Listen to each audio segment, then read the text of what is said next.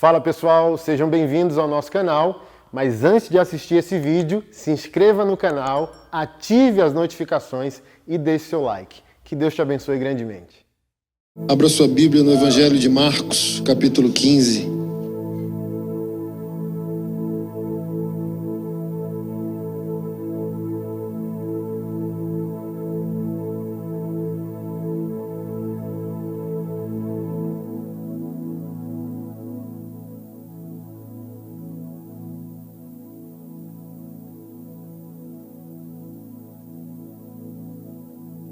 Quem congrega aqui nessa igreja local? Quem não congrega, levanta a mão. Meio a meio. Só para eu saber onde bater.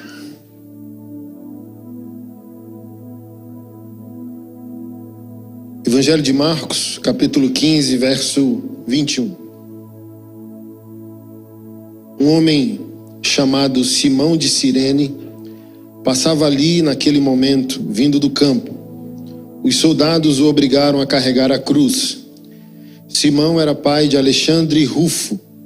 Levaram Jesus a um lugar chamado Gólgota, que quer dizer lugar da caveira. Ofereceram-lhe vinho misturado com mirra, mas ele recusou. Então os soldados o pregaram na cruz, depois dividiram as roupas dele e tiraram sortes para decidir quem ficava com cada peça. Eram 9 horas da manhã quando o crucificaram. Uma tabuleta anunciava a acusação feita contra ele. Rei dos judeus. 2 criminosos foram crucificados com ele, um à sua direita, o outro à sua esquerda. Assim cumpriram-se as escrituras que diziam: ele foi contado entre os rebeldes. O povo que passava por ali gritava insultos e sacudia a cabeça em zombaria. Olhem só, gritavam. Você disse que destruiria o templo e o reconstruiria em 3 dias. Pois bem, salve a si mesmo e desça da cruz. Principais sacerdotes e os mestres da lei também zombavam de Jesus. Salvou outros, mas não pode salvar a si mesmo. Diziam: que esse Cristo, Rei de Israel, desça da cruz agora mesmo, para que vejamos e creiamos nele. Até os homens crucificados com Jesus o insultavam, ou seja, até criminosos o insultavam. Jesus, nós te agradecemos por esses dias, te agradecemos pela tua santa palavra. Estamos dispostos a ti, estamos dispostos ao toque do Senhor, para que a gente mude consciência, sentimento e comportamento. É a nossa oração em nome do teu Filho perfeito e nosso Senhor Jesus Cristo. Amém. O nosso tema hoje será responsabilidades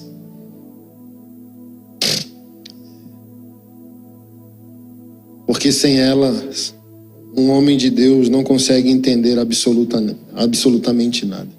E até melhor que isso, né? Responsabilidades involuntárias, aquelas que não queremos assumir. Se um homem ele não passar pelo trilho que o esmaga e entrega para ele um fardo para que ele possa carregar, ele não vai atingir absolutamente nada na vida, não vai conseguir frutificar, não vai conseguir ser um adorador, não vai conseguir absolutamente nada. Jordan Peterson diz que o propósito da vida de um homem é encontrar o maior fardo da existência e carregá-lo. Então não existe homem sem esse conflito. Propósito. Pode ler a Bíblia de trás para frente, de frente para trás. Todo homem que não assumiu seu fardo, sumiu. Todo aquele que deu certo é porque assumiu responsabilidades involuntárias. Sempre falo isso, né? Quem não está disposto a resolver seus próprios problemas, nunca se habilita a resolver problema de ninguém. Quem não está interessado em resolver problemas dos outros é porque não resolve seus próprios. Então, às vezes, a gente quer ser como Davi, mas a gente não quer ser como José, o padrasto de Deus. diferente, né? Davi foi o servo de Deus que aprendeu a resolver seus próprios problemas. José foi o servo de Deus que aprendeu a resolver os problemas dos outros. Pior, os problemas de Deus, que ele não tinha nada a ver com isso. Fardo insuportável, você ter que carregar, evitar, na verdade. O que José fez foi evitar que uma mulher fosse morta por apedrejamento. Qualquer homem mau diria: minha noiva disse que está grávida por ação do Espírito Santo. Não tenho nada a ver com isso, acho que é uma loucura. Matariam Maria apedrejada.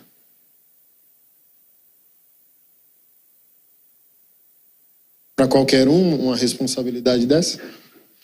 Quero ser um homem de Deus. Seja bem-vindo. Primeiro você tem que ter um Judas e uma cruz.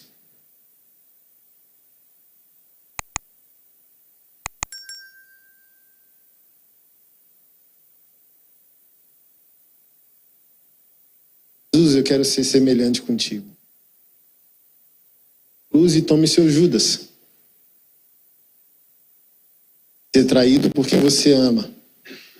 Vai ser traído por quem te chama de amigo.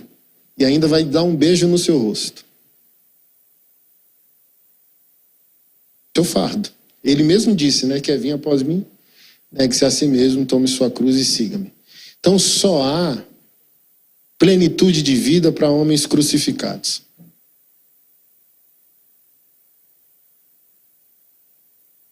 Então a gente tem que assumir, no processo da nossa santificação e transformação, a gente tem que assumir as responsabilidades involuntárias do nosso caminho. Nossas e dos outros. Primeiro, a gente tem que assumir os problemas que Adão, nosso pai, gerou para nós. Segundo, a gente tem que assumir os problemas que Jesus quer que a gente se responsabilize. Esse é o processo. Saber o que não é culpa nossa, porém é responsabilidade nossa. Essa é a herança de Adão. E olhar para Jesus e saber que nós somos o Salvador espiritual, mas somos salvadores sociais. Daquilo que daquilo que ofenderia Jesus. Por exemplo, estava falando para o pastor essa semana, quando você acha que a igreja está madura, porque você está ensinando teologia bíblica, e você acha, pô, os caras transformaram. Aí essa semana eu respondi algumas perguntas no meu Instagram sobre dízimo. Eu fui xingado, passei 2 dias bloqueando o crente. Falei, meu Deus, achei que não tinha mais escorpião no bolso do crente. Aí um monte de cara que bem provavelmente... porque, por exemplo, a raiz da imaturidade, os caras falam, mas dízimo não era para pagar aluguel, dízimo era comida, Abraão dizimava só uma vez no ano, não sei o quê, e o dízimo não é lei, o dízimo não sei o quê, e pastor gasta dízimo com carro importado, e bababá, bababá, bababá, bababá. A raiz profunda da imaturidade de um homem desse você pode definir o dízimo da maneira que você quiser, mas tudo aquilo que te tocou e te converteu começou num ambiente congregacional que é financiado. Então, quando eu digo quem não quer dizimar não congregue, é um pedido de maturidade, coerência. A gente não conheceu Jesus na rua, a gente não conheceu Jesus no bueiro, ninguém discipula crianças na praça. Todos nós precisamos de um lugar congregacional para colocar nossa família, para ouvir o evangelho e discipular nossos filhos, sim ou não? Então, o cara que diz hoje que dízimo era alface, sabe, mas dízimo era comida. Traga comida então, cara. Tem órfão e viúva para ser cuidado, mas o cara nem fazendeiro entende? Traga um boi, traga um fardo de arroz, de feijão, sabe? Passa no mercado, faz a compra e traz para a igreja. Mas quem é esse cara? Um cara que nunca vai resolver seus problemas pessoais, porque ele não entende o problema coletivo, que não é sobre ele. Deus é pai. Quem tem Deus por pai não tem o privilégio de escolher irmão. Deus é seu pai? Ele te dá uma arca com um monte de animal para você dar de comer e você limpar as fezes deles.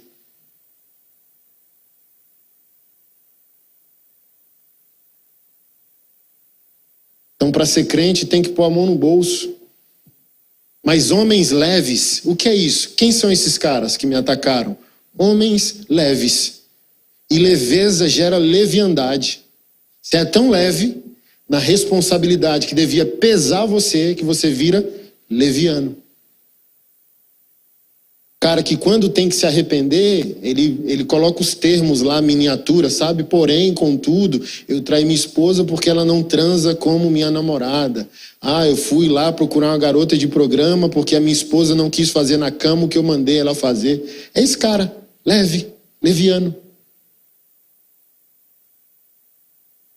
Porque homem evangélico anda com o peso da responsabilidade. Ele é Jesus. Jesus subiu para a destra do Pai. A única possibilidade de Jesus se movimentar aqui na terra é através de um homem evangélico. E se esse homem evangélico vem com a desculpa primária com o dinheiro dele, assim, ó, levante e sai. Ou pelo menos ora para Deus, sabe? Tipo assim, ó, Senhor, não sabe o que diz. Porque assim, ó, como praticar o amor cristão e não botar a mão no bolso? Amor é caro, irmão. Amar é caro. Como eu vou enviar um missionário, irmão, orando? Como que um missionário vai chegar no aeroporto com a rajada de língua estranha, dizendo que Deus falou com ele para ir para um país lá? Vão chamar o manicômio, vão chamar a polícia para ele. Tem que pagar o bilhete, tem que pagar o hotel, tem que manter ele lá. Aí o cara vem, dízimo não é para aluguel, é para quê então, cara? Aí perguntaram, defina, graças a Deus que o Espírito Santo quebra os caras, né? Defina então, pastor, o que é casa do tesouro? Todo o resultado congregacional do povo de Deus. Para adoração, primariamente, amar a Deus, e para ação, amar o próximo como a si mesmo. Então, o que é casa do tesouro? O resultado onde estiverem 2 ou 3 em meu nome. Então, Jesus converteu pessoas, convertido que é irmão. Então, 1, 2, 3, 5. Então, o que é casa do tesouro? Resultado da nossa conversão.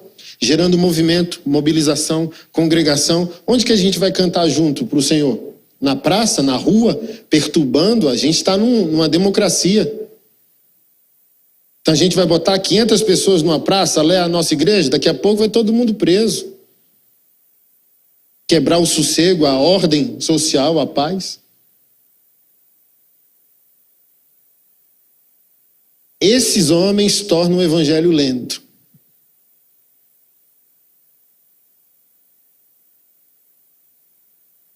Ele diz, dízimo é comida, mas ele não deu uma marmita para ninguém.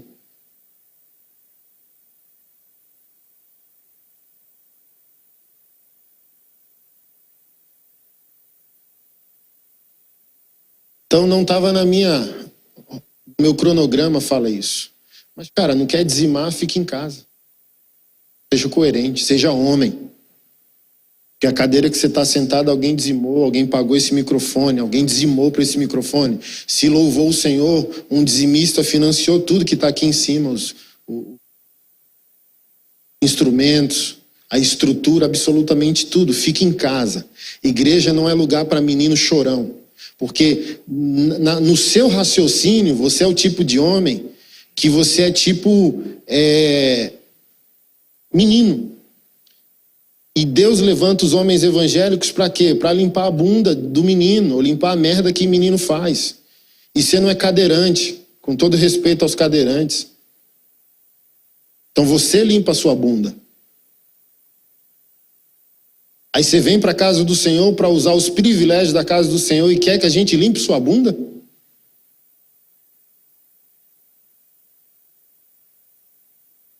Quer que a gente seja o homem que você se omite em se tornar? Guardião da casa do teu pai, tu é o guardião da casa do teu pai e tu vem com a conversa que dízimo é comida. Tu não é um guardião, você é um menino, cara. Porque quem é que vai guardar e não vai financiar o que guarda?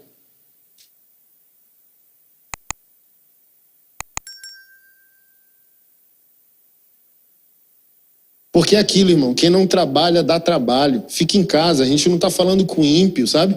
Porque com ímpio a gente fala num tom amável de tolerância e compaixão. Cara evangélico crente, sabe, nessa estrutura tinha que levar um pé na bunda e ser convidado para sair da igreja. Ó, vaza. Principalmente se tiver consciência que está salvo. Pega o beco. Porque foi o que Jesus Cristo disse, dura essa palavra. Ele falou o quê? Pega o beco, vaza, mano, vaza. Quem não trabalha, dá trabalho. Aí só Pedro toma a palavra e diz, para quem eu irei, só tu tens as palavras de vida eterna. Então para de torrar minha paciência, trabalha. Porque quando o Senhor consertou Pedro, o que o Senhor disse? Porque talvez Pedro era esse, sabe? Mimimi gospel, mimimi evangélico. O que o Senhor disse? Tu me ama? 3 vezes de novo, ele negou 3, o Senhor perguntou 3 vezes, tu me ama, tu me ama, tu me ama, cuida dos teus irmãos, apacenta as minhas ovelhas. Ou seja, para de me dar trabalho e trabalha por alguém. Então quem é o homem não dizimista? O cara, irmão, que dá trabalho. Pode perceber. É o infiel, é o que afunda um barco que deveria ser leve.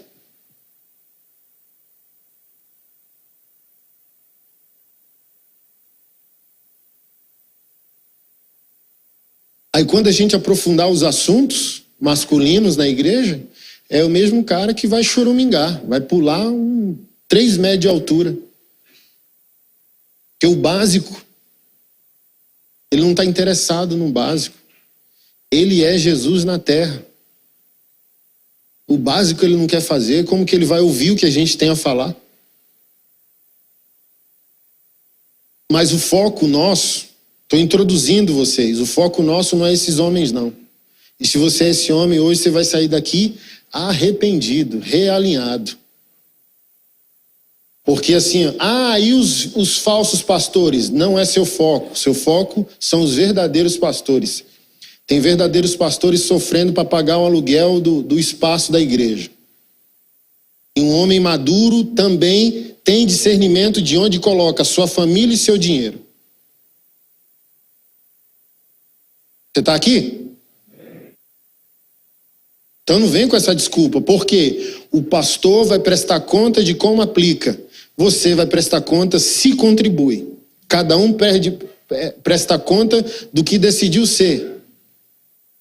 Se é ovelha, presta contas de ser ovelha. Se é pastor, presta conta de ser pastor.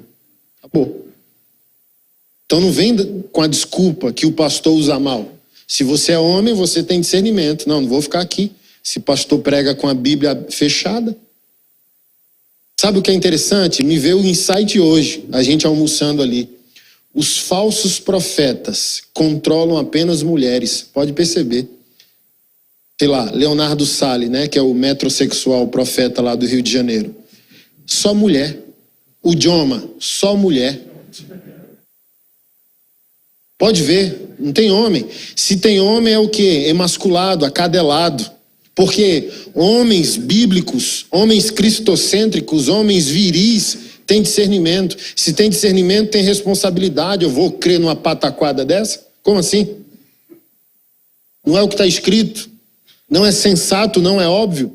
Então, olha o nível da nossa responsabilidade. Proteger a casa do Senhor, proteger os nossos irmãos, proteger as mulheres em vulnerabilidade, porque os falsos profetas controlam mulheres porque mulheres estão desequilibradas pela ausência de um homem bíblico. Consequentemente, isso toca os nossos filhos.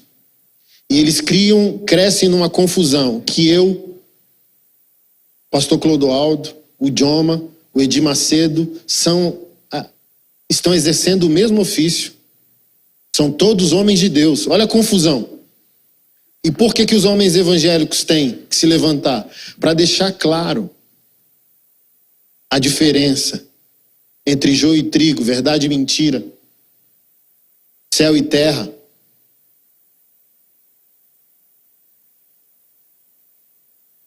Mas se você for leviano, não é meu problema, é seu problema.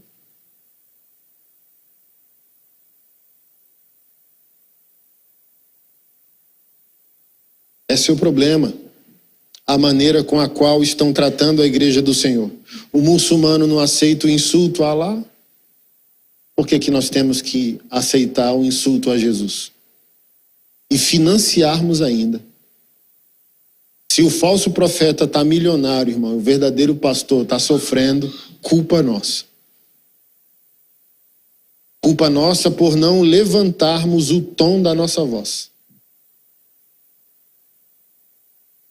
Achando que nós fomos chamados para ser diplomatas, politicamente corretos. Não, somos sal da terra, não caramelo. Charles Spurgeon falou isso.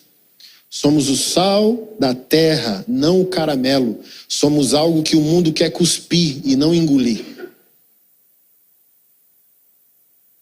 Ah, pastor, tem que amar. Amar o quê? Ele ama o que Deus ama, mas ele repudia o que Deus repudia. Tem preocupação nenhuma de chamar as coisas pelo nome. Olha a treta que eu tenho comprado de 3, 4 anos para cá com os pastores. Mas vale a pena. Porque meu compromisso não é com o sistema religioso que se estabeleceu. E tudo que o sistema queria que eu virasse um novo Caio Fábio, um Caio Fábio tatuado, né? O sistema perdeu. Por que o sistema perdeu? Porque quanto mais eu confronto falsos pastores, mais eu amo a palavra. Menos eu me desvio dela. Por isso que eu falo, eu creio até na fitinha dela. Até a fitinha é bíblica. Até a capa. A única coisa que o sistema dos pastores desviados pode falar para mim é que eu tenho a barba grande e curto rock. Aí eu respondi, que o Senhor me preserve até o dia da minha morte, que os meus únicos pecados sejam a barba grande e gostar de metálica. Em nome de Jesus.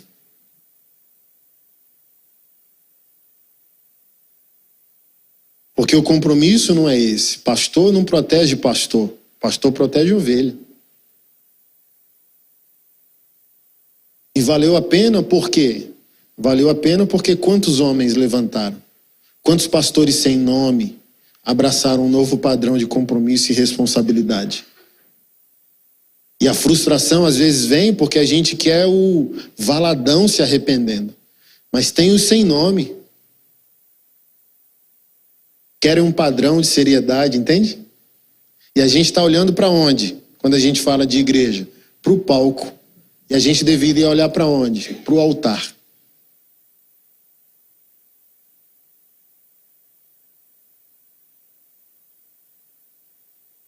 Que às vezes, para um valadão, estou sendo genérico aqui, tá? Se arrepender é caro. Posicionar é muito caro. Vai perder agora. Quem vai ganhar é seu neto. Vai ganhar é seu filho.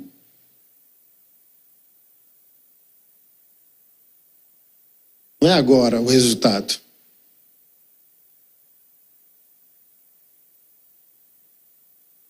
Então, o próprio texto que nós lemos mostra que o exercício do propósito, né? Aqui eu vou aplicar a masculinidade, mas obviamente que não se trata disso, é uma maneira de se entender, já que é uma programação para homens. Jesus era homem, sim ou não? E o exercício da sua masculinidade leva ao exercício do seu propósito. E o que aconteceu aqui? Escarnecimento. Então, quando o homem tem consciência de si, consciência do que deve a Deus e ao outro, ele não é pautado no resultado. Porque imagina a dor de estar fazendo a coisa certa e ser maltratado e humilhado.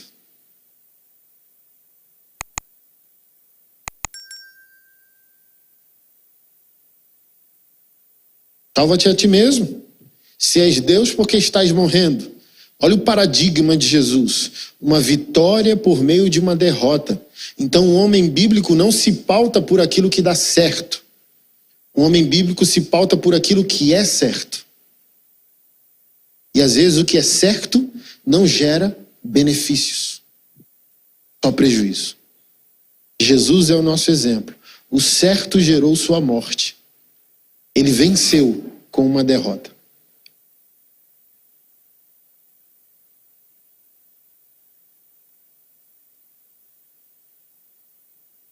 Por isso a razão grega se escandalizava. Como? Seu Deus é todo poderoso, sendo que ele morreu em uma cruz. Que Paulo diz aos Coríntios, né? O grego quer sabedoria, devaneio, filosofar. Como? Vocês estão certos se o vosso Deus é um perdedor.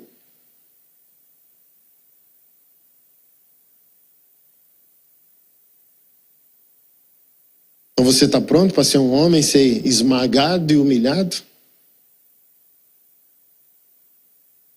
Às vezes a partir da tua própria casa. O povo que passava por ele gritava insultos e sacudia com a cabeça de zombaria. Olha só, você disse que destruiria o templo, hein? Reconstruiria em 3 dias.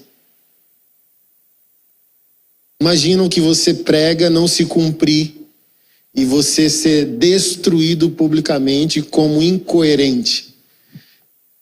Mas é justamente isso, o que você prega baseado na cruz não quer dizer que vai acontecer hoje, amanhã ou semana que vem, não é sobre nós.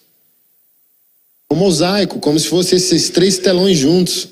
A história mostra os homens de Deus indo lá e colocando só seu bloquinho. Como se fosse um mosaico. A gente não foi chamado para mudar o todo, a gente foi chamado para dar nossa cooperação. Você quer um exemplo? Beza, você perguntou quantos homens tinham aqui? Quantos homens tem aqui? Diaconia vai saber pelo número de cadeira, quase tudo preenchido. Uma média de 270 homens. Se todos aqui saíssem alinhados com sua responsabilidade, a gente começa a promover reação em cadeia, onde a cidade de Deus, que é invisível, se torna mais concreta e evidente. Ao ponto que socialmente isso começa a acontecer, quebrando o que no nosso país? Idolatria. Que se aplica hoje na guerra política que a gente está vivendo. Não é desesperançoso entrar nas redes sociais e ver como o país está? É desesperançoso saber que não existe mais esfera de poder, que os juízes, alguns se tornaram donos do país, que o homem mau tomou conta do processo e a olho nu a gente não consegue ver saída, sim ou não? Essa semana mesmo, ontem, na verdade, eu me reconheço politicamente conservador. Mas eu tô numa luta esse mês, sabe? E ontem decidi de uma vez por todas. Tipo, se perguntarem para mim, você é politicamente conservador? Sim. Com um monte de ressalvas. Mas estava lá na bio do meu Instagram. E eu tirei. Falar que eu sou conservador, que eu sou patriota, papapá. E por causa da guerra cultural que a gente está vivendo. Você está aqui? Você está aqui? Por que tu tirou, pastor Anderson? Porque ser homem de Deus já basta. Porque se eu falo que eu sou conservador, eu estou dizendo que todo conservador é semelhante a mim. E eu não sou semelhante a todo conservador. Sou um discípulo de Jesus. Então eu tenho que mandar outra mensagem para a sociedade. Porque 270 homens conscientes de sua identidade em Cristo, tira a idolatria moral de Bolsonaro e tira a idolatria social de Lula. E diz que Jesus é suficiente.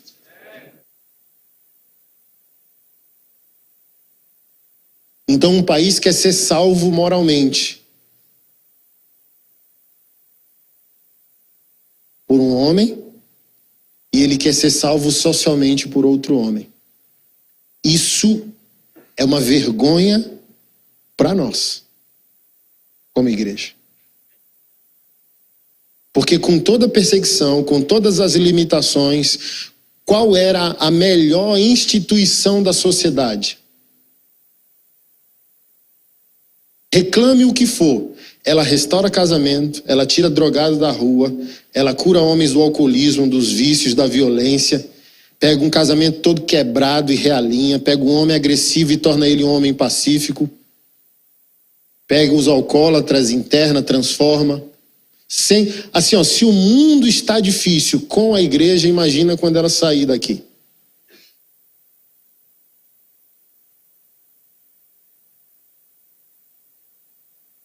Então, por que o nosso país está como está? Porque os homens evangélicos estão leves. Não é da minha conta, não é minha responsabilidade. Eles não estão indignados, porque toda transformação, toda revolução parte de quê, irmão? Indignação. A gente não está indignado, a gente não está furioso. A gente só vira um cara responsável e santo se a gente estiver irado com alguma coisa. Os homens de Deus estão, ó, tudo aleluiado, sabe? Somos o povo mais feliz da terra, aleluia. Estamos avivados, descende, levantou o chulezento dele. Senhor, me envia.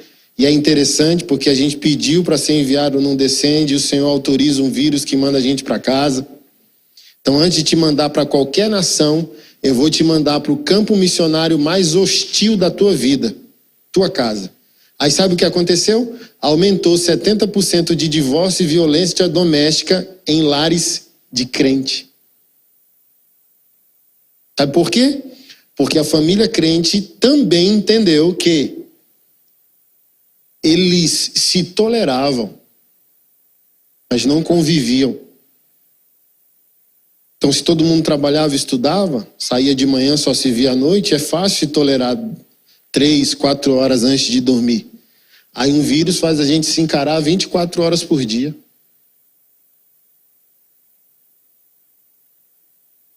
Então, todo avivamento e todo problema social começa em casa.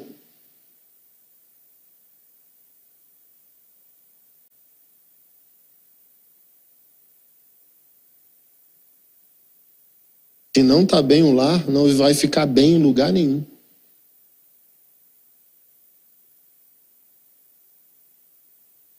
Então imagina, 270 homens aqui, posicionados. Já bastaria. John Wesley diz, me dê 10 homens que te amem e não tema senão pecado e eu mudarei o mundo. 10. 270 é ótimo.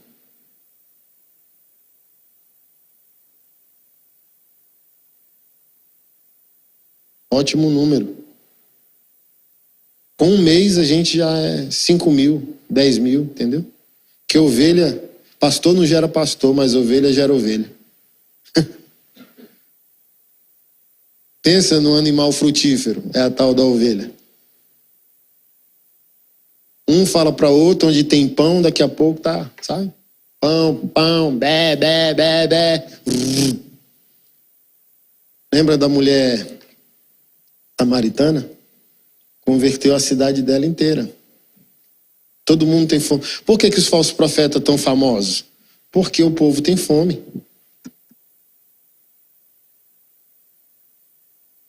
Vamos lá. Vamos lá. Agora você vai se chocar, mas você vai entender o que eu quero dizer. O Brasil não precisa de Jesus.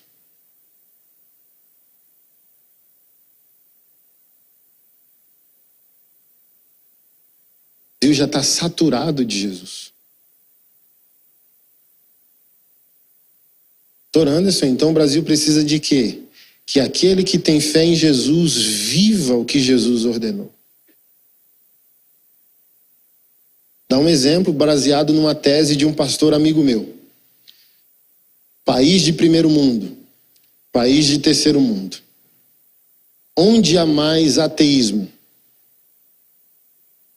Primeiro mundo? Onde há mais criminalidade, pobreza? Onde há mais suicídio? Sabia que o maior índice, um dos maiores índices mundiais é no Japão, né? Tecnologia. Onde há mais alegria? Já viu os africanos? Tem nada para comer e eles gravando TikTok.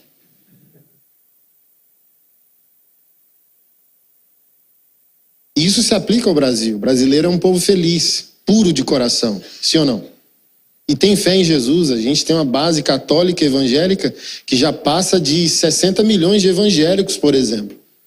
Uma nação majoritariamente católica com 60 milhões de evangélicos para 220 milhões de habitantes. Então a gente tem 3 qualquer outra religião para um crente evangélico. Ou seja, o problema não é Jesus.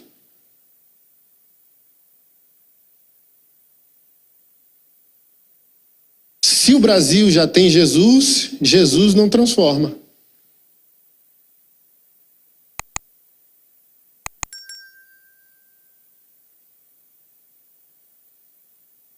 Se já pregou Jesus, o povo recebeu Jesus e não mudou sua visão de mundo,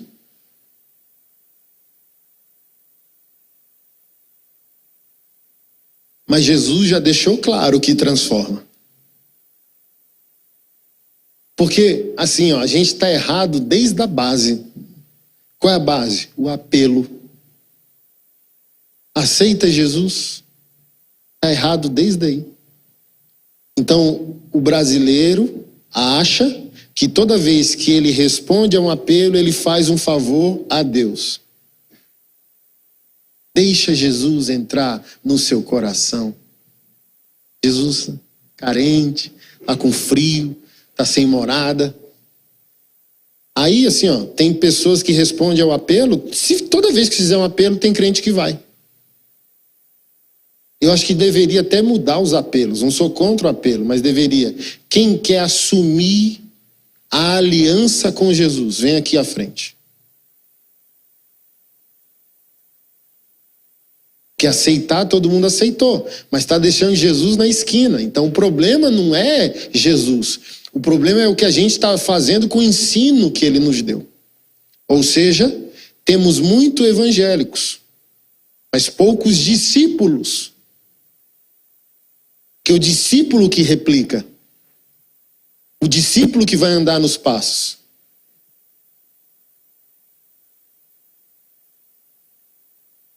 E hoje o evangélico só quer ir para a igreja para quê? Garantias. Privilégios. Não responsabilidade. Deve.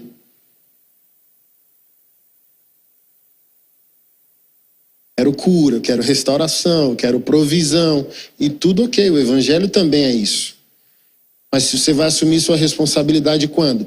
Quando você vai deixar de ser um crente paciente para virar um crente militante? Vamos lá, há uma grande e absurda diferença. E precisamos pensar a igreja em 3 perspectivas: embaixada, exército e hospital. Por que que a gente é um povo imaturo, grande e pequeno ao mesmo tempo, grande em quantidade, pequeno em eficácia, quase inútil socialmente? Não mudamos os índices da cidade. Onde há uma igreja triunfante, índices baixam. Índices de morte e criminalidade tem que baixar. Mesmo que a gente não transforme o mundo todo, o mundo ao nosso alcance precisa ser transformado como um testemunho. Porque se a viúva for cuidada e o órfão, que é a base da nossa religião, Tiago 1,27, índices mudariam. Porque talvez o órfão vai optar pela criminalidade para prover sua mãe viúva. É a base de uma criminalidade poética, se isso existe. O órfão quer cuidar da mãe, em tese. Então, se a igreja, os homens evangélicos, cumprem a verdadeira religião, cuida do órfão e da viúva, os índices deveriam abaixar. Mas qual é o problema? Botaram no nosso subconsciente que a igreja é hospital. Sim ou não? Por isso hoje a distorção da teologia. O ensino hoje não cura, não emancipa, vitimiza o crente. Coloca o crente numa posição fetal, coloca homens evangélicos em posição fetal, colocam pastores em lugar de perigo. Por que tanta imoralidade pastoral? Porque a igreja virou hospital.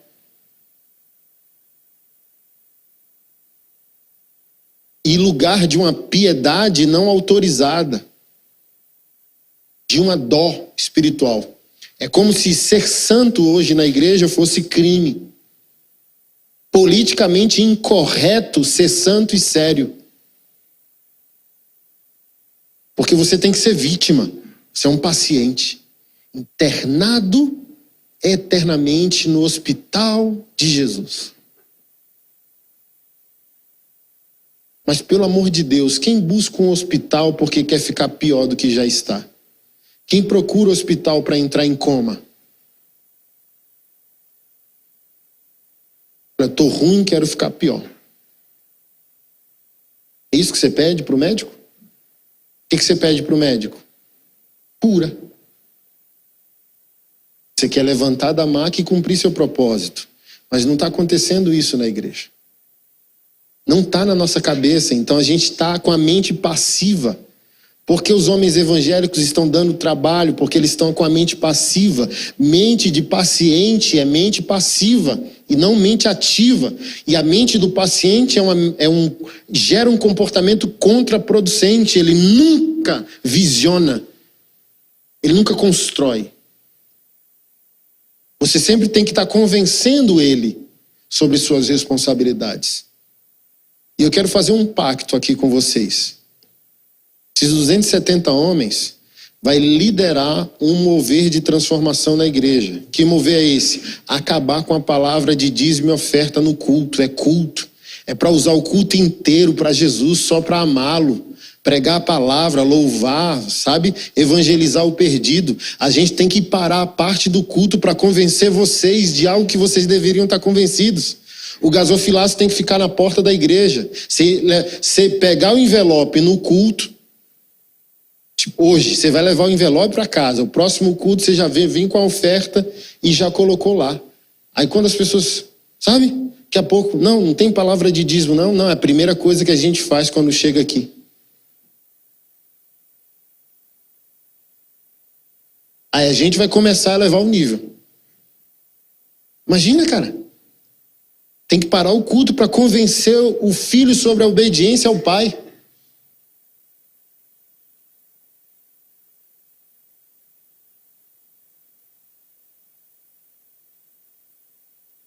É dureza, né?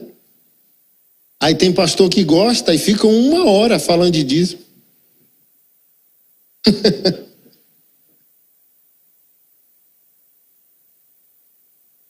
Do que eu estava falando antes disso? Você tá ligado mesmo?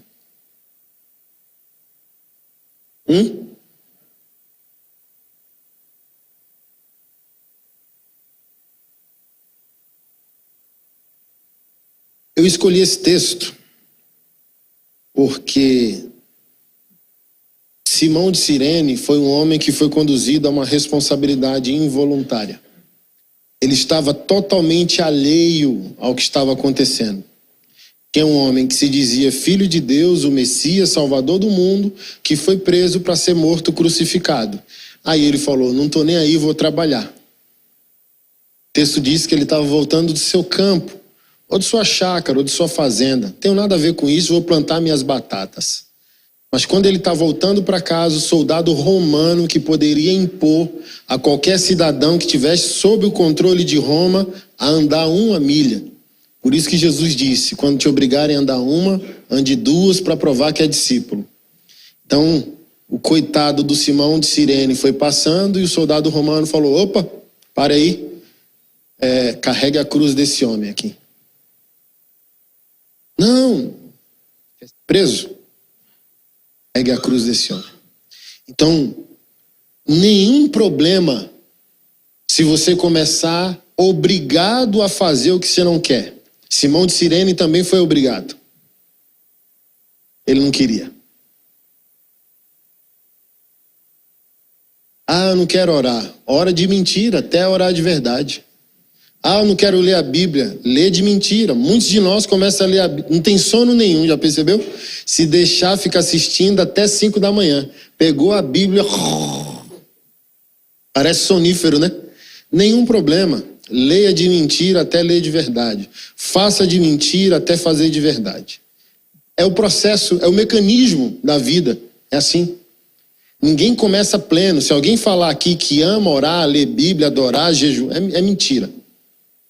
Quando você vê alguém dizendo, eu amo adorar, eu amo orar. Onde? A única coisa em nós que não se converteu é a carne, é a natureza de Adão. A gente é antagônico a amar a Deus.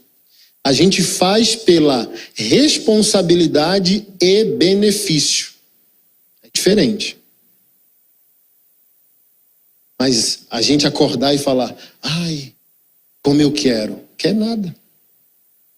É dormir até meio-dia. Mas a gente entende o quê? Se eu não fizer, eu morro. Se eu não fizer, pessoas ao meu redor vão morrer. A gente vai e se entrega. De mentira até ser envolvido de verdade. Dentro a gente ama. Fora a gente não ama. Ok? Entrou no manto, a gente não quer sair. Você está aqui? Mas para entrar, meu amigo, que trabalho. Tem alguns aqui se identificando. Fala, ai meu Deus. Então, a gente começou, irmão, não quer parar. Mas a gente não quer começar. É contrário à natureza carnal caída. Então, Simeão ou Simão foi obrigado.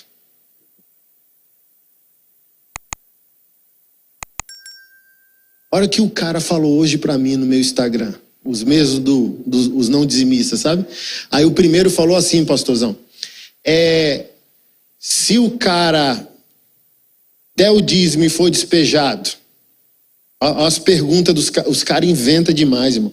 Os caras inventam pra quê? Ser leve. Os caras inventam pra não ter responsabilidade. Eu falei bem assim, ele não vai ser despejado porque é dizimista. Ele vai ser despejado porque ele é irresponsável. Administrou tão mal a vida dele que ele colocou a família dele nesse risco. Aí ele foi de novo. Se der o dízimo e for despejado, pode morar na igreja? Aí eu falei, e se a igreja for despejada, pode congregar na sua casa?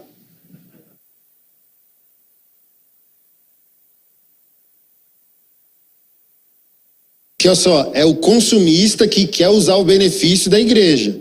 Mas ele está num caminho paralelo dizendo, se eu fizer, vai faltar. Não, a pergunta não é essa. A pergunta é, por que sempre falta? Você diz que nunca faz porque nunca sobra. Mas quem falou que dízimo é sobra? Dízimo é honra.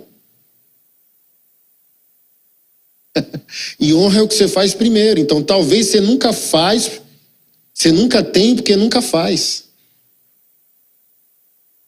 Que Deus vai, nem eu te honraria se tu me dá teu troco.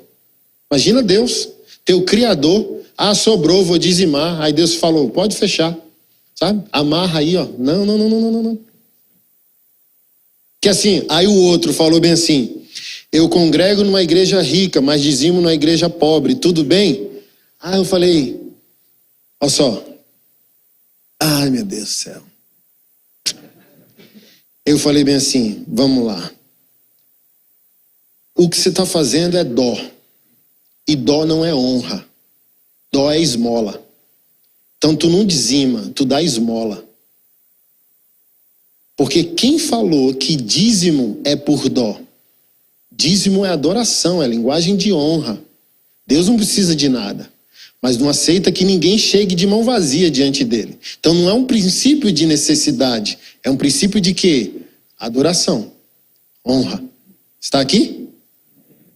Aí eu uso o exemplo do Dia dos Pais. Meu pai é rico. Eu falei bem assim, ó, irmão, teu pai é rico. Aí no Dia dos Pais você fala, ah, meu pai é rico, pô. O presente que eu vou dar a ele, eu vou dar para aquele pai mendigo ali embaixo da ponte. O que tem a ver? O que tem a ver ter um pai pobre, mendigo embaixo da ponte e o dia do teu pai, que tu deve respeito e honra? Então, se tu não faria isso no Dia dos Pais, pegar o presente que você daria ao seu e dar um pai mendigo por dó e piedade, você não faria isso. Você está aqui? Por que você quer fazer com Deus, cara?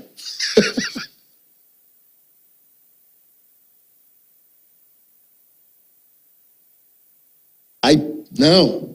Aí quando você fala, não, Já respondi, curei os caras. Não, eles insistem. Aí ele veio hoje assim, se o cara der o dízimo e não der a pensão e for preso, você vai visitar ele na cadeia? Esse bateu o recorde da estupidez. Eu falei bem assim, não, o que prendeu ele não foi ser um dizimista. O que vai prender ele é ser um péssimo homem, ao ponto que ele tem uma pensão para pagar. Então ele não vai preso por ser dizimista. Ele vai preso por ter sido um péssimo marido e agora um ex-marido. Porque até para ser ex-marido precisa ter culhão e honra. Tem que ser um ex-marido de respeito. Qual nível, pastor? Vou visitar você na cadeia para dar uma biblada na sua cara. Pegar a Bíblia assim, ó. Cachorro. Olha só. Vou dar o dízimo. Fui preso. Culpa do pastor. Não, eles vão dizer. E eles vão entregar essa matéria no jornal, entendeu? Fui preso porque entreguei o dízimo e deveria pagar a pensão. É a mesma raciocínio de um ateu, se Deus é bom porque tem criança passando fome no mundo. Aí eu falei, Deus engravidou quem? Deus abandonou que criança? Então por que vocês querem culpar a Deus a irresponsabilidade de um homem qualquer por aí? Então Deus é tão bom que não matou o cara que abandonou a criança que está na rua, querendo que todos se arrependam. Então que lógica é essa? Vocês querem que Deus faça o quê? Esquarteje? Sabe? Mate. Mas aí entra o problema que nós não queremos resolver. Deus não tem mãos senão as nossas. Deus não tem pés senão os nossos. Então a gente está permitindo que o mundo reclame de um problema que, se Deus existisse, resolveria, mas Deus está dizendo, eu até quero resolver, mas eu não tenho mãos.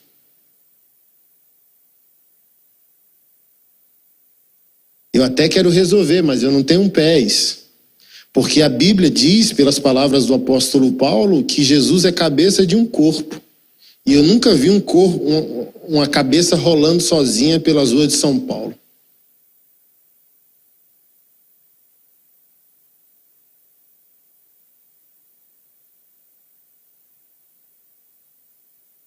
Nunca vi.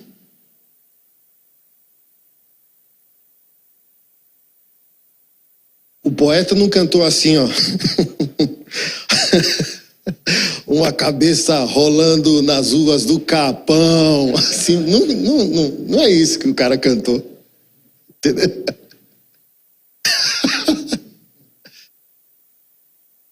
Imagina, você sair do culto, tá andando aí, não sei se vai de carro, não sei se vai de ônibus, e você passar e uma cabeça... O que está acontecendo? Eu sou Jesus, um cabeça sem corpo. É isso que a gente virou, uma assombração. A igreja é um cabeça sem corpo, uma assombração social.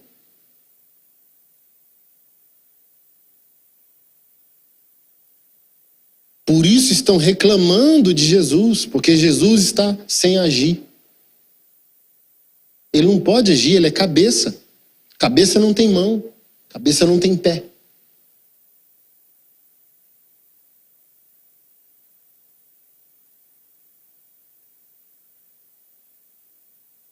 Um homem chamado, verso 21, primeiro verso que a gente leu. Um homem chamado Simão de Cirene passava ali naquele momento, vindo do campo. Os soldados o obrigaram a carregar a cruz. Simão era pai de Alexandre e Rufo. Levaram Jesus a um lugar chamado Gólgota, que quer dizer lugar da caveira. Então, se você quer ser um homem, precisam te levar para o lugar da caveira. O Espírito Santo precisa te criar problemas. Quero ser um homem de Deus. O Espírito Santo precisa te levar para ser tentado 40 dias pelo diabo. Está escrito. Jesus quer obedecer a Deus. A primeira coisa que o pai faz é gerar um problema para o filho. Então eu vou te dar um Satanás perturbando você 40 dias. Provando sua estrutura. Então, os homens querem ser homens sem o Gólgota.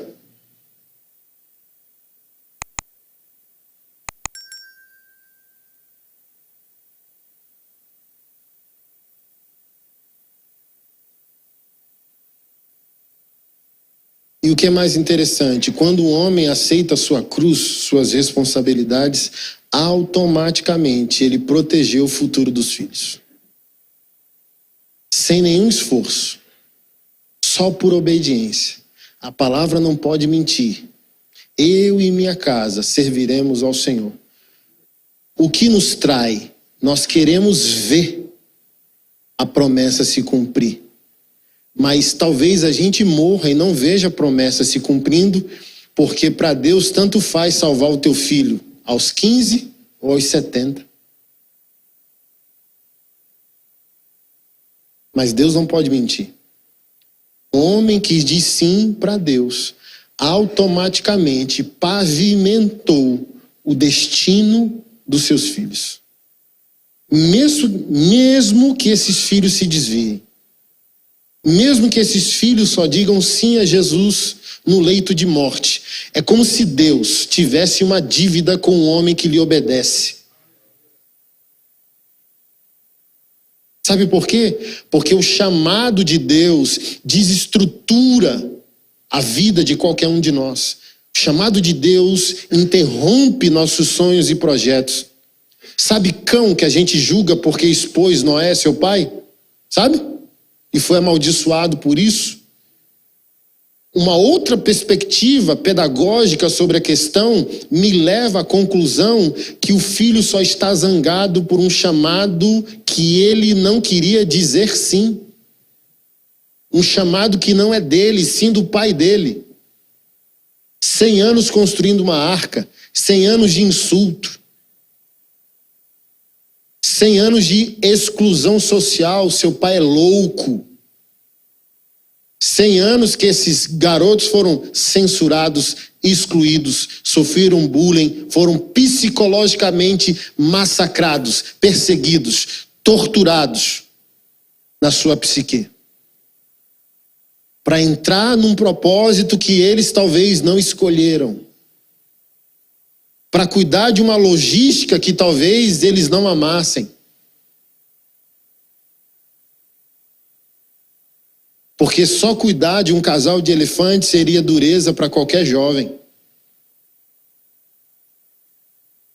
E a imaturidade é ingrata. O filho não consegue perceber que é melhor estar com o pai dentro da dureza de um chamado do que apodrecendo fora da arca com os amigos. O menino imaturo não vai perceber isso. A imaturidade é ingrata. Só haverá gratidão, talvez tarde demais. Por isso que talvez o pai não veja a metanoia do filho. Porque o filho, por isso que dizem por aí, né, que filho de pastor é o pior. Por quê? Porque administra a amargura de um chamado que ele não queria responder. O chamado do pai torturou a vida do filho, como se ele não tivesse liberdade, direito, autonomia. Ele é o filho do pastor, ele não tem nome. Ela é a esposa do pastor, ela não tem nome. Então talvez Cão expondo o pai é uma maneira de vingar-se contra o pai, contra o chamado do pai, contra Deus.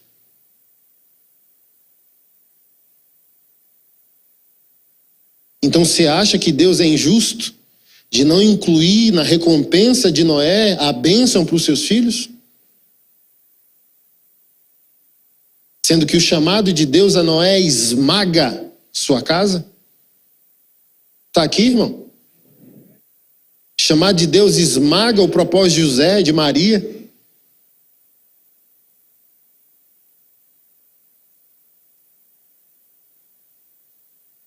O chamado de Deus esmaga qualquer um de nós. Por isso eu concordo com o Peterson quando diz, pegue o maior fardo e carregue. Mas todo mundo quer o quê? Um evangelho light, uma cruz de papelão, um Jesus customizado. A gente não quer uma fé cara, a gente quer uma fé barata. Começa pelo dízimo mesmo, porque o único Senhor na Bíblia, depois de Jesus, é o dinheiro. Nem a Satanás Jesus deu essa moral. Todos os amores do coração humano, principalmente do coração masculino, são definidos pela plata.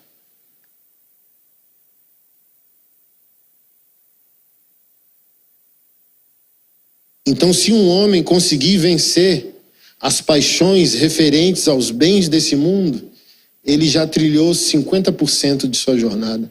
Billy Graham disse: me dê o talão de cheque de um homem e eu mostrarei a ele todos os seus amores.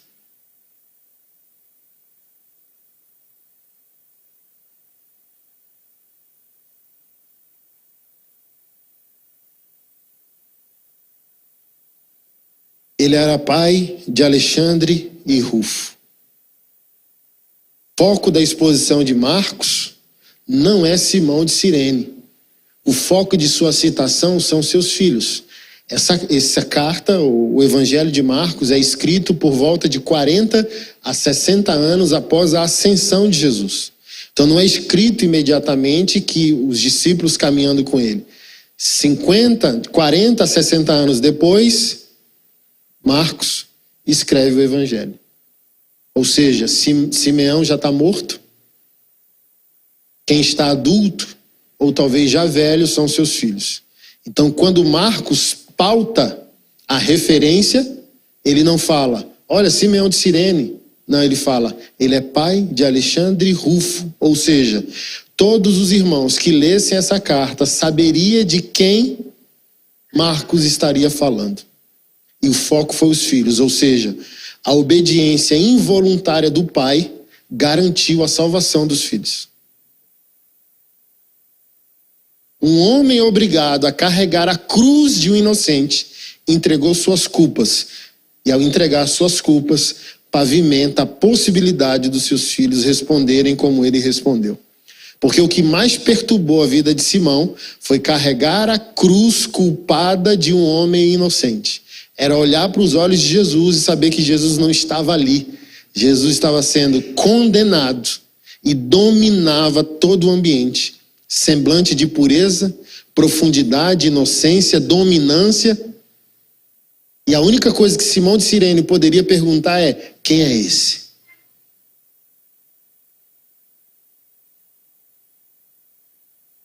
Imagina, você está carregando a cruz de Jesus, ele está do seu lado, você olha para Jesus, Jesus não está ali. Você olha na pupila dos olhos dele e você consegue ser constrangido por paz e pureza. Um homem que vai morrer, que está dominando a morte e a vida com o poder de sua presença. Ele voltou para casa traumatizado, perturbado, constrangido, esmagado, incomodado. E tudo por obrigação. Então não tem problema ser obrigado. Porque o foco é você ser impactado por essa mensagem que você não quer receber hoje. Talvez você não quer ser um homem sério e santo quando esse culto terminar. Não importa. Porque o que eu estou falando para você vai perturbar você. Sabe? Você está com um amante hoje, talvez você não vai largar ela. Mas toda vez que você for transar com ela, você vai lembrar de mim.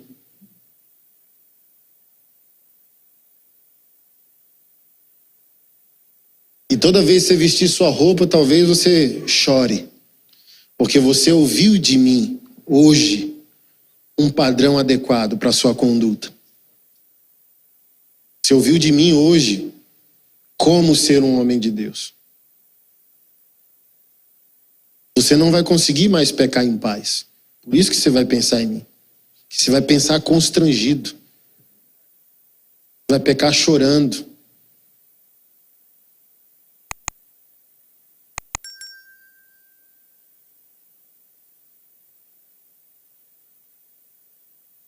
Ele é pai de Alexandre. Lá em Romanos 16, quando Paulo faz a saudação, né? Eu creio que é o último capítulo do livro de Romanos. Ele saúda Trifena e Trifosa, todo o pessoal lá. Ele diz: saúde a Rufo. Deixa eu abrir lá.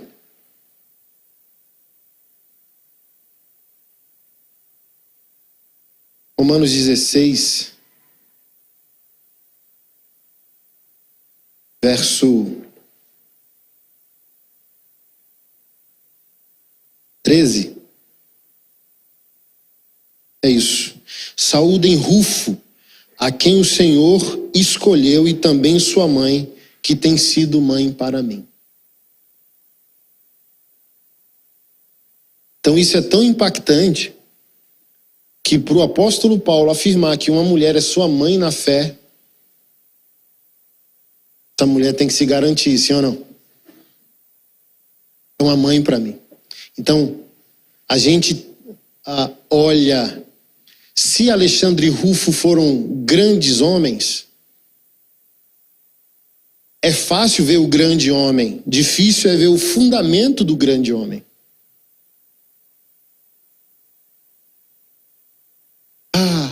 Martinho Lutero, quem converteu? Pastor Anderson, quem o converteu? Quem está nos seus bastidores? Então, esse é o poder da masculinidade. A gente ativa os bastidores da vida.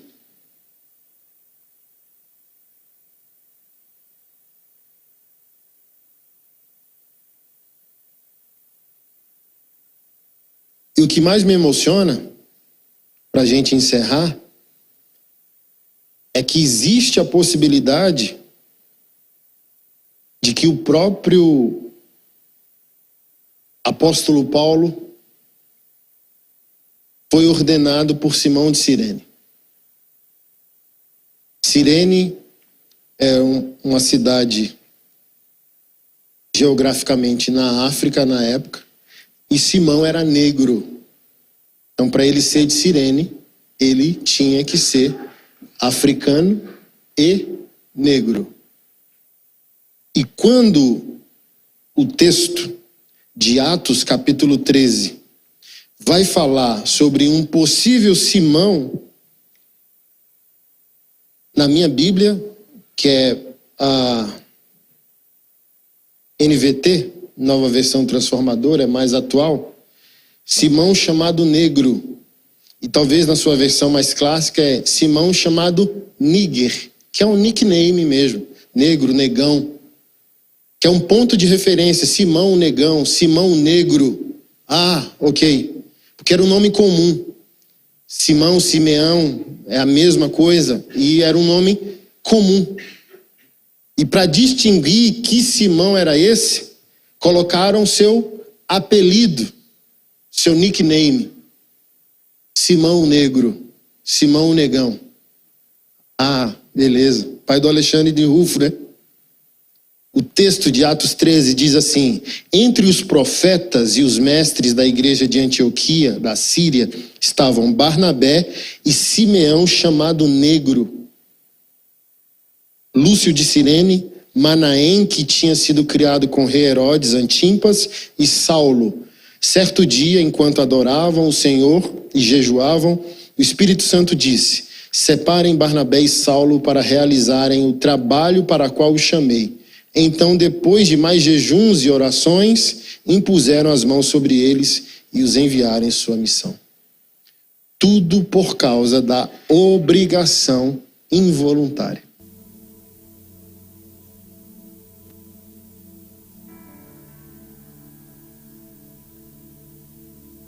Sabe como começou minha conversão? Quando a mãe de uma namoradinha minha, que eu ia para casa dela só para transar com a filha dela, me obrigava a ir para a escola dominical todo domingo de manhã. Aí eu falei, se o preço de transar com a filha dela é ir para a escola bíblica, demorou. Porque tirando minha esposa, foi o melhor sexo da minha vida. Eu fazia qualquer coisa por aquela mulher. Olha só, Jesus tem um plano de salvação para mim. Aí eu tô indo para a igreja por causa de um benefício sexual. A gente saía do culto, assim, eu não lembro de nenhuma palavra que eu ouvi naquela igreja. Aí qual a ironia de Deus? Um belo dia tô lá pregando, fui chamado para essa igreja, tô pregando, o Espírito Santo abriu meu entendimento. Oi, tu não lembra não que há quase 15, 20 anos atrás tu estava aqui? Aí quando eu contei a história, uma família no meio da igreja levantou a mão, a mãe, o pai e a menina.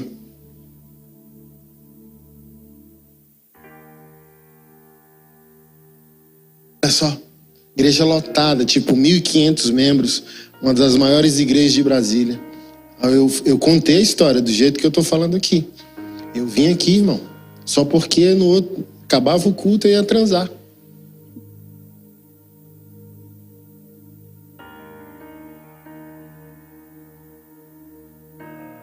É igual um menino perturbado na igreja. Percebe que eles se tornam pastores?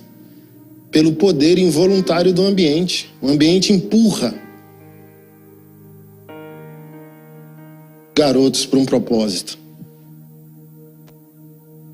Então você não precisa estar apaixonado pela mensagem. Você só precisa ter temor de Deus. Pode ser um cabra safado. Seu lugar é aqui. Uma hora você para de ser safado. Há uma grande probabilidade, né? Se você vai para um lugar que os homens estão sendo santos, a possibilidade de você deixar de ser vagabundo e virar santo é maior, né? Tipo assim, ó, não vou pra gandaia hoje, vou pra igreja. É sofrer, velho. Um cara que não quer responsabilidade, indo para um lugar de extrema responsabilidade, é sofrer. Mas água mole em pedradura, tanto bate até que fura. Uma hora entra. Uma hora a chave gira, uma hora você entende.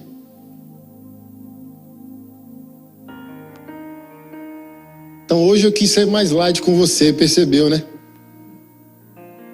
Não vou ser light amanhã não. E amanhã vai vir a outra camada, sabe? Hoje eu mostrei uma raiz. Amanhã eu vou falar na prática como você sair desse lugar que você está aí. Porque não tem como sair daí. Deus odeia isso no homem. Deus odeia vir conversar com o homem e o homem falar, não fui eu. Deus odeia isso. Um dia um cara roubou 21 reais na nossa igreja. E o Espírito Santo falou, foi fulano. Então, irmão, hoje dá processo, né? O pastor tem que estar muito convicto, né? Ser muito homem de Deus para abraçar a palavra profética no coração. Tinham os ofertórios da igreja, era caixinha de correio. Bonitinha, sabe?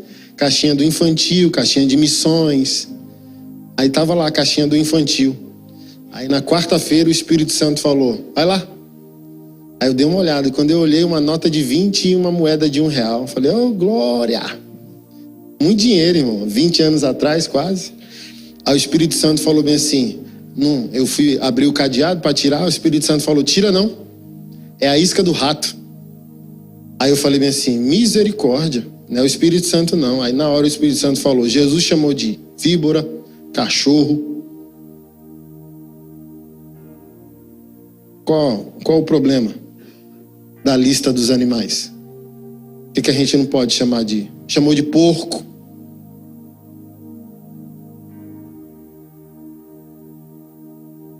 A isca do rato. Tem rato na igreja. Quando eu cheguei domingo na igreja, o Espírito Santo falou, vai lá ver a isca do rato.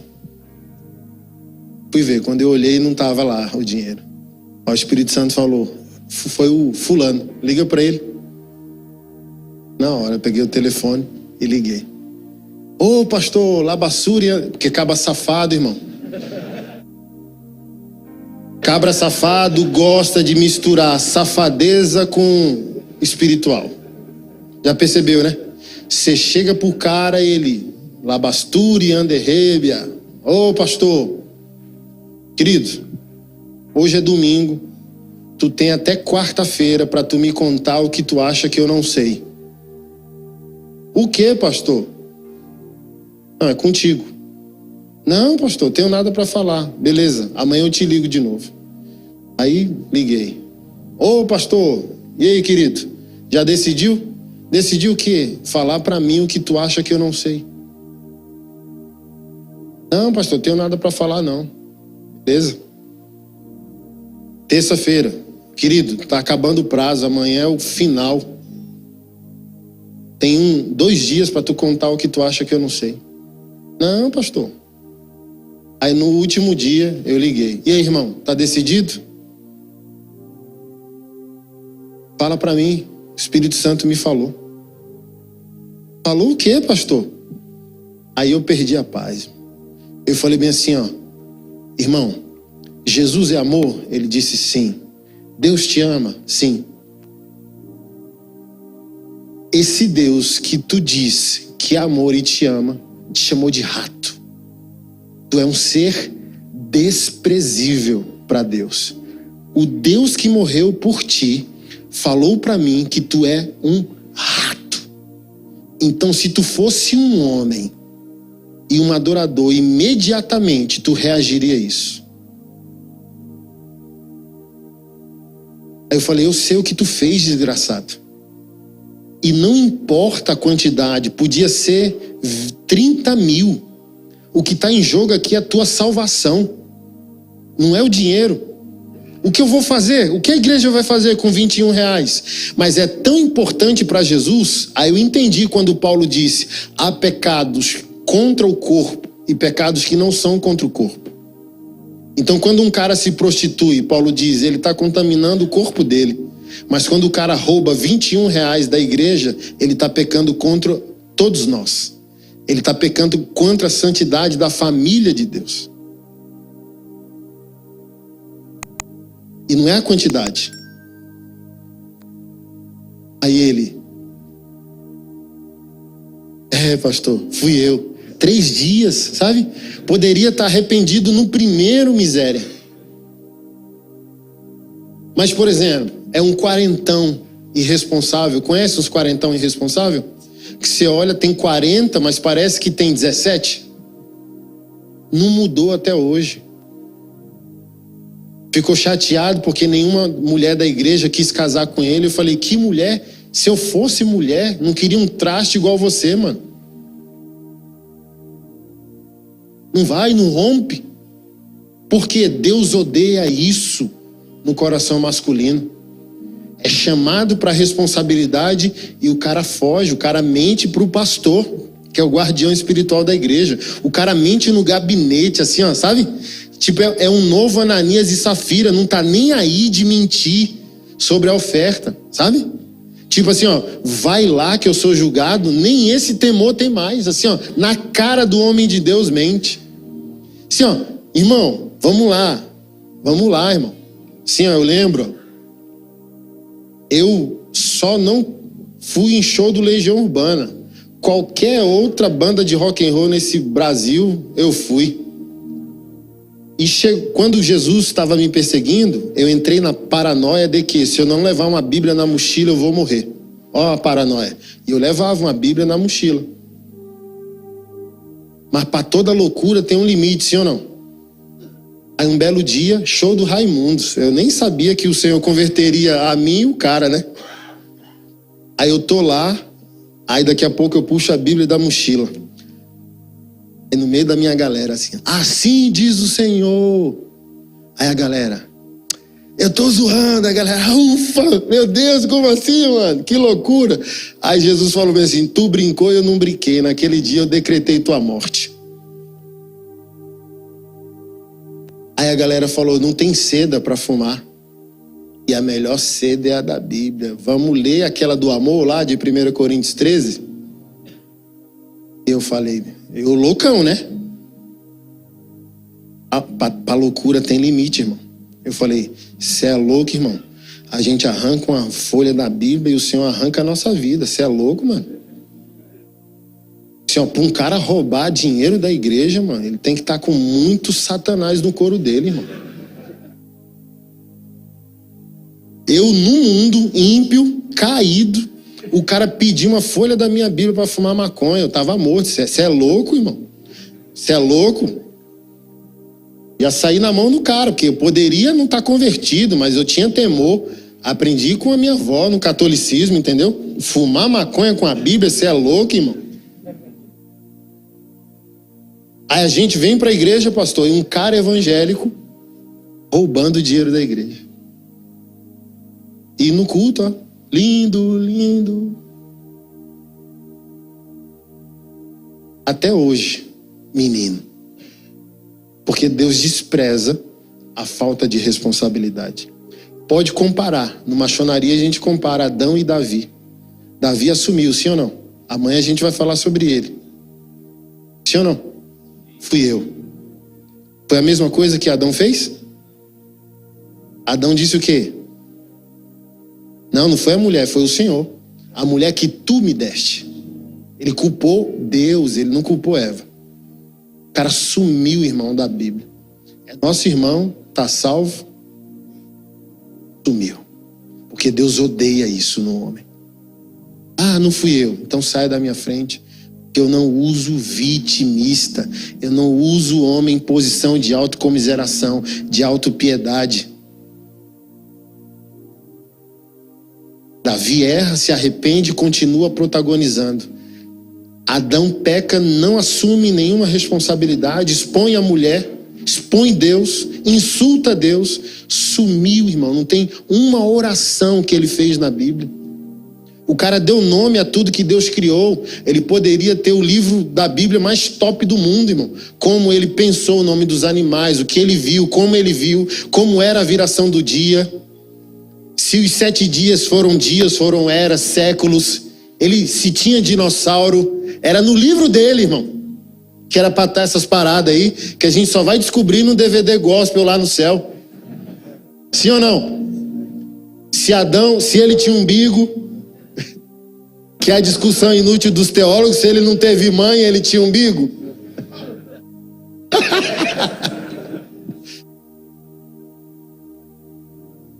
Que parada é essa? Satanás era uma serpente, era a serpente que era Satanás, era Satanás que era a serpente. Que parada é essa? A serpente rastejava, andava, falava. Tem nada do cara. Sabe por quê? Irresponsável. Perdoado, mas irresponsável.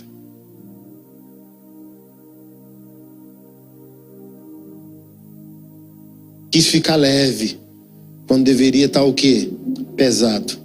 Quem é um homem de Deus? Eu falei isso e fui mal compreendido. Não confie em homens que riem demais. Aí espalharam por aí que eu era contra a felicidade. O homem de Deus é antagônico. Quando está todo mundo chorando, ele está rindo porque ele tem esperança. Quando está todo mundo rindo, ele está chorando porque ele está ouvindo o coração profético de Deus. Então, o homem de Deus nunca é com a maioria. Ele é contracultural. Quando está todo mundo dizendo, Deus está aqui, o homem de Deus protesta.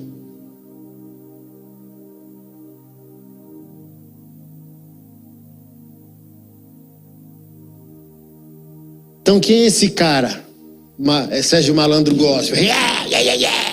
Cara que não está chorando, cara que não está, sabe, não sentiu o fundamento das coisas. O mundo está em guerra. Olha esse momento apocalíptico que a gente está vivendo, irmão. Cada dia se afunilando. Pastores presos por pregar contra feitiçaria. Tem um pastor preso no Recife porque pregou contra feitiçaria. E o STF colocou junto como crime de racismo, que é inafiançável, imprescritível. Acabou, irmão. Daqui a pouco não casar homem com homem, mulher com mulher, cadeia.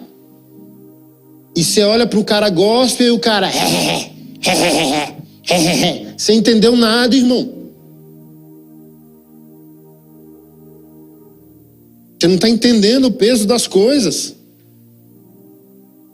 Só para você ter ideia, a igreja que eu fundei, plantei, eu entreguei ela, irmão. Porque hoje entendi a dor do corpo. Se eu tiver num gabinete, eu não consigo levantar um país. Vai levantar um país, pastor Anderson? Vou morrer tentando. Mas hoje eu entreguei o amor de uma igreja local por temor da igreja como corpo, como todo. Pelo grande número de irmãos irresponsáveis. Porque quem amadurece se torna irmão mais velho. E quem é irmão mais velho protege, ampara, investe, guarda. Toca o ímpio, como fez Jó. Jó falou: eu quebro a mandíbula dos ímpios e arranco de suas presas as vítimas. Então todo irmão mais velho surra vagabundo. Para quem que a gente pedia ajuda quando batiam na gente no futebol? Irmão mais velho. Então o irmão mais velho está na igreja para sentar sarrafo mesmo, puxar a orelha, elevar o nível, trazer centralidade. E a gente não vai conseguir fazer isso se a gente for leve.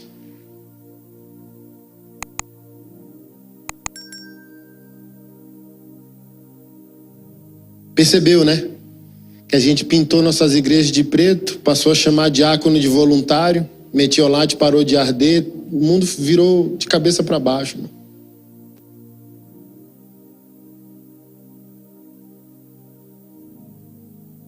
Voluntário é leve, voluntário é um nome leve para quem deveria ter a responsabilidade de um escravo. O voluntário diz: não estou afim. E o diácono vai com o filho internado.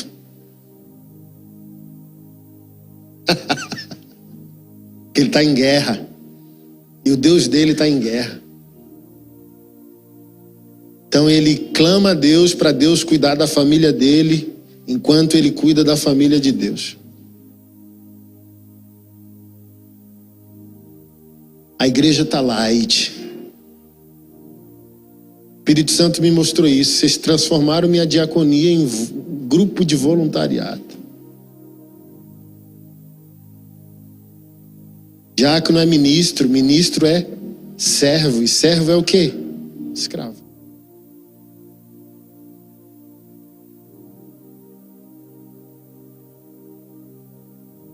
Aí a gente não emancipa os homens. Por isso que a molecada não quer ser pastor. Não tem mais os diáconos da igreja. Quem eram os diáconos na época da nossa conversão? Os caras que guardavam a igreja. Se a gente ficasse, os caras do louvor tocassem, fosse para a porta da igreja, daqui a pouco vinha um bigodudo lá. Se a gente tentasse paquerar as meninas da igreja, eles vinham na nossa cola. Se a gente grudasse chiclete embaixo da cadeira, eles do nosso lado. Hoje não tem. Hoje palavras machucam, não pode pegar duro, senão não volta no culto. E os diáconos não estavam nem aí se você voltasse ou não, porque eles diriam: se vai voltar, faz o cálculo. A casa do meu pai não é casa de brincadeira, não.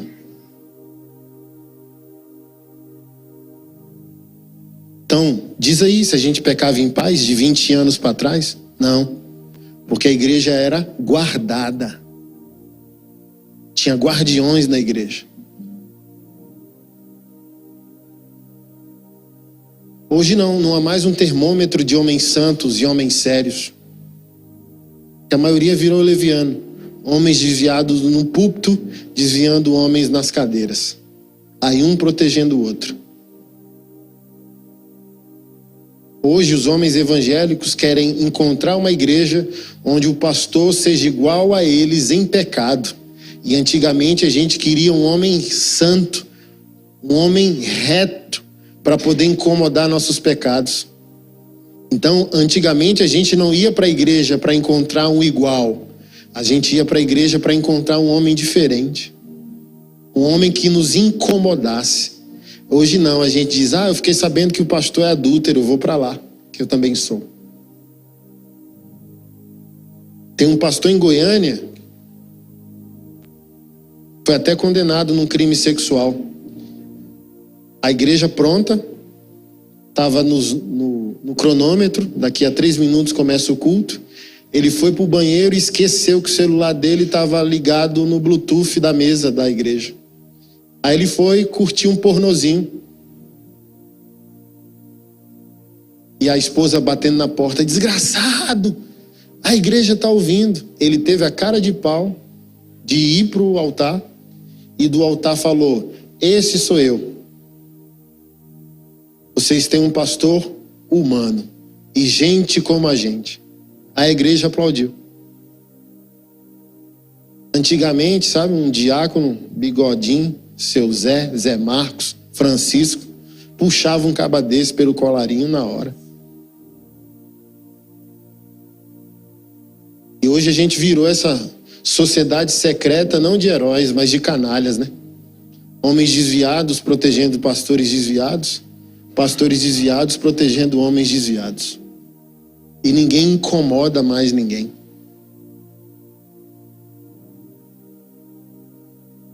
E a gente vem para a igreja para ser incomodado, irmão.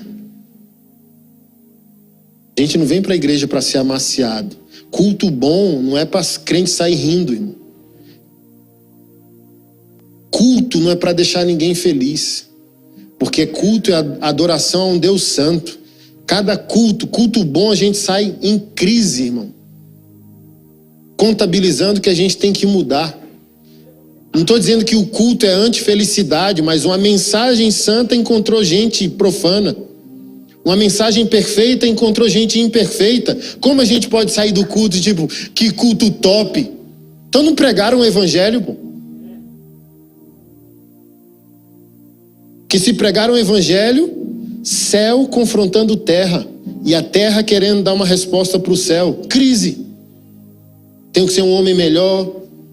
Tenho que crescer em adoração. Tenho que crescer em contribuição financeira. Você sai com uma lista dizendo: eu achei que eu estava bom. Tô ruim ainda. Eu achei que eu estava perto. Tô longe ainda. Quem deixa a gente feliz é palestra, irmão. E pregador não é palestrante, pregador é profeta. E nada contra a felicidade, mas vai na palestra se quer ser feliz. Agora, se quer ser transformado, venha para um culto.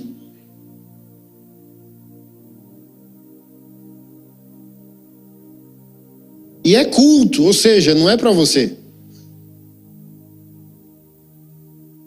Seja bem-vindo. A gente tem que arrancar essas placas das nossas igrejas. Não é para o comedor de feijão que a gente tem que dizer seja bem-vindo. É para Jesus. É culto.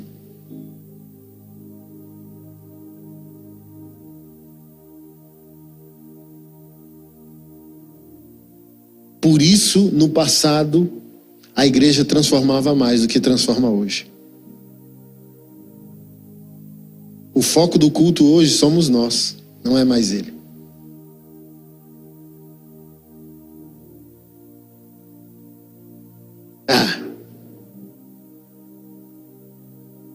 Se Deus me ama, eu também me amo, é nós. Antigamente a gente ficava incomodado. Isso tocou, irmão, consequentemente, a masculinidade bíblica. Tornamos vilões e omissos. E não estamos mais resolvendo os problemas do nosso Deus.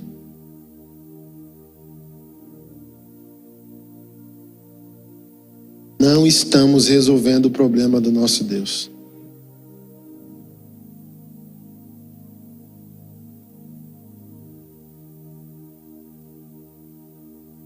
Nosso Deus querendo resolver problemas na terra,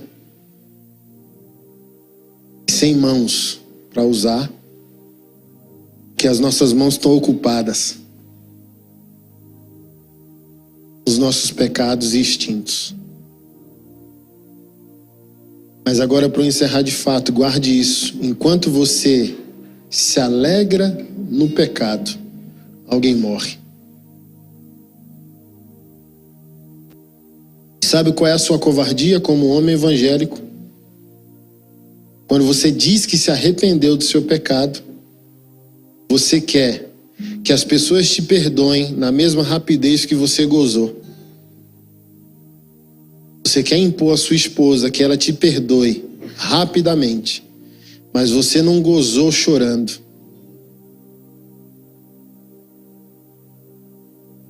É infantilidade, é um arrependimento infantil. Porque se você quebrou a exclusividade do casamento, ela tem que refletir sobre o perdão da permanência. Porque não desejar continuar casada com você não é falta de perdão. Todo crente tem que perdoar. Mas no casamento, a parte traída precisa decidir se fica. Porque você decidiu o que fez. E a gente gerou essa geração infantil de homens evangélicos. Olha, perdão é um mandamento, santidade, exclusividade, fidelidade também. Então não imponha que a mulher te perdoe na mesma rapidez que você ejaculou, meu brother. Porque o salário do pecado é a morte. E a morte pode ser o fim do seu casamento. Clame para não ser. Você quer um exemplo de como a gente é imaturo? Ah, pastor, que isso? Você é pró-divórcio, então? Vamos pagar o preço. A maioria dos pastores dizem para as irmãs o quê? Vamos pagar o preço pelo marido. Mas se a adúltera fosse a tua mulher, tu queria pagar o preço por ela?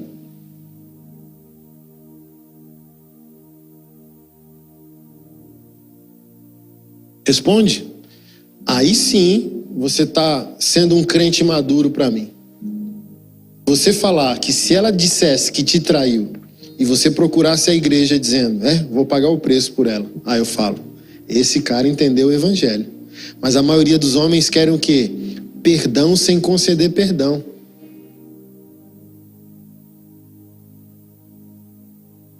Então tá percebendo que a gente não entendeu?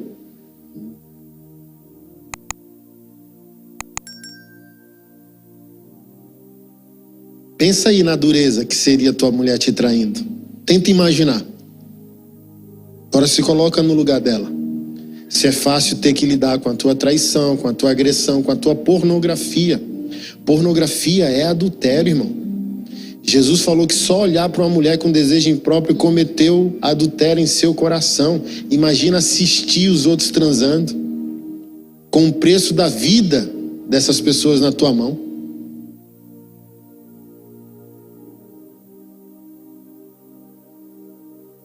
Mas a gente está leve. Que isso, pastor? Pornografia, adultério? Por quê? Você está leve.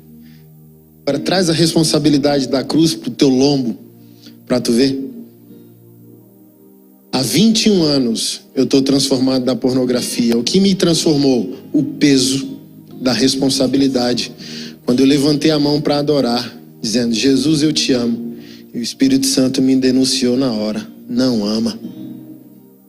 Eu amo a Deus, não ama. Porque se você amasse a Deus, você não destruiria a vida de quem Ele veio libertar. Sabe, as pessoas que você assiste te dando prazer, foram alvo do mesmo amor que você. E você escraviza elas ao seu prazer. Então você não ama a Deus. Nunca mais, irmão, voltei. Sabe por quê? Porque eu amo a Deus. Se eu amo Deus, eu não escravizo quem Jesus libertou. Só tem pornografia porque tem quem consome. Então, se 270 homens pararem de consumir pornografia, eles afetam a produção do conteúdo.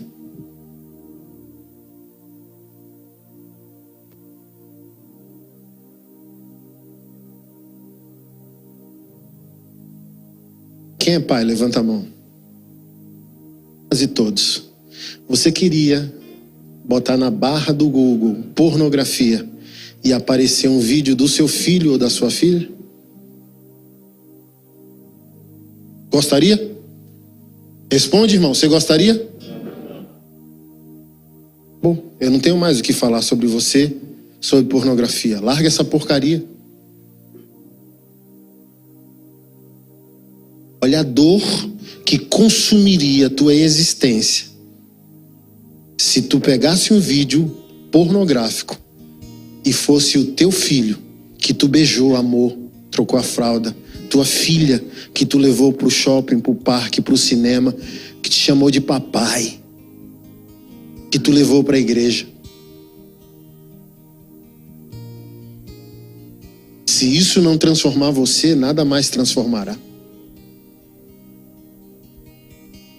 Pensar como um pai, pensar como um irmão. O ator pornô é meu irmão.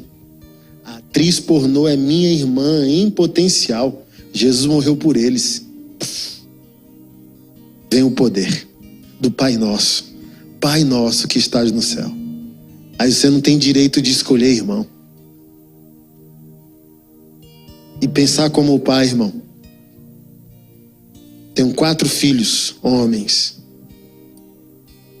Sempre brinco falando a verdade, né? Criança tem cheiro da graça de Deus.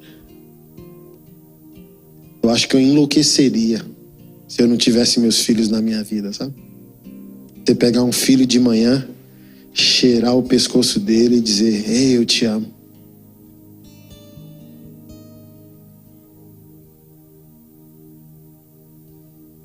Pensa como um pai, cara, agora.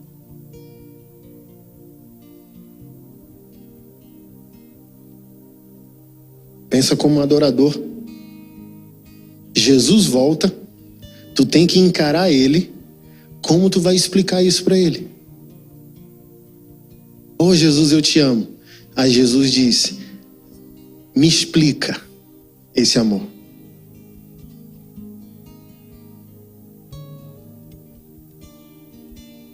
Está até um tempo aí. Me explica esse teu amor por mim. Porque se tu me ama, tu seria meu parceiro para amar o que eu amo. Mas eu fui nessa direção e tu naquela. Eu construí e tu destruiu. Explica para mim.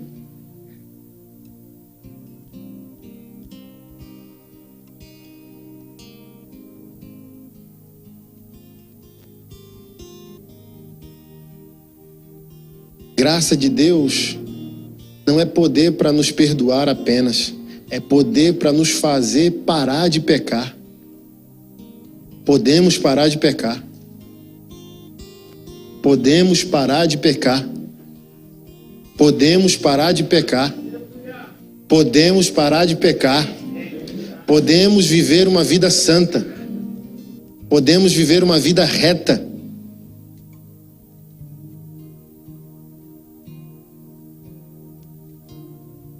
E uma vida reta não depende da moralidade. Moralidade sozinha é trapo de imundícia. A moralidade do reino de Deus vem de onde? Da adoração. Tudo procede da adoração. O que salvou Davi? Adoração. Lágrimas no coração. Quando um homem de Deus para de chorar, ele começa a morrer. Se você continuar feliz depois de um pecado, você começou a descer para o inferno. A pior tragédia da vida de um homem evangélico é ser feliz enquanto peca.